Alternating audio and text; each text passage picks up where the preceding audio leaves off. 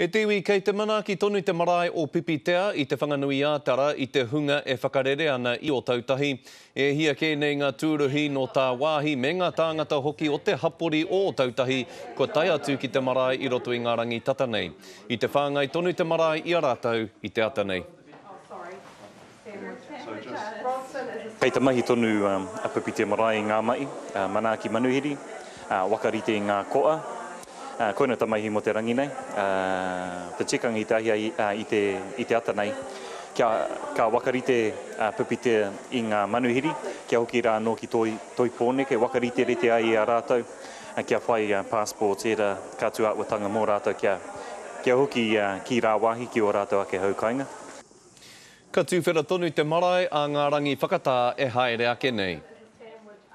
Kei te kohi kai tapu hoki ngā whare karakia huri noa i te motu, hei tuku atu mā rātou ki ngā whānau i o tautahi.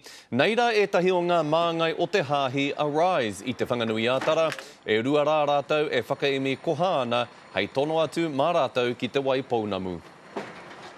We've had thousands of people donate things from all over the city, from government departments to kindies and schools, supermarkets. I mean, one supermarket in particular donated 7 pallets worth of food that we sent down last night, and it is now in Christchurch on the ground and being distributed as we speak. Ko te tikanga ia kia tai atu tēnei o ngā ipu taonga ki o tautahi a Pōpō.